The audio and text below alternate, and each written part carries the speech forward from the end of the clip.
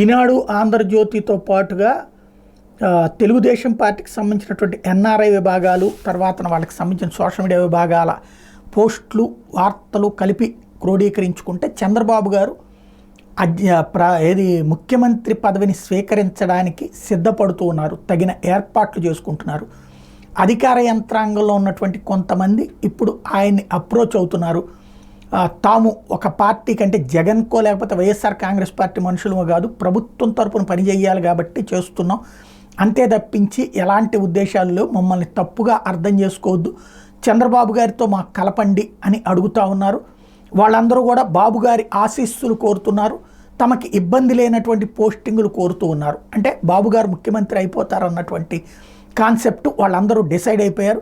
అదే సందర్భంలో ఇతర శాఖలు కూడా, పోలీస్ శాఖలు కూడా ఇట్లాంటి ఫోన్లే వస్తూ ఉన్నాయి అన్నటువంటిది ఈ కథనాల యొక్క సారాంశం. దాన్ని బట్టి చంద్రబాబు గారు ఇంకొకటి ప్రమాణ స్వీకారానికి సంబంధించి ఎక్కడ చేయాలి, ఎలా చేయాలి, అలాగే సంతకాలు, తొలి 2 సంతకాల్లో ఒకటి మెగా డిఎస్సితో పాటుగా రెండవది ల్యాండ్ టైటిలింగ్ యాక్ట్కి సంబంధించిన చట్టపు రద్దు, ఇట్లాంటి దానికి సంబంధించినటువంటి కాగితాలు కూడా సిద్ధం చేసుకుంటున్నారు. టోటల్గా చంద్రబాబు గారు ముహూర్తాన్ని ఖరారు చేసుకున్నారు ముఖ్యమంత్రి పదవి స్వీకారానికి అన్నటువంటిదే ఆయా సెక్షన్స్ నుంచి వస్తున్నటువంటి సమాచారం.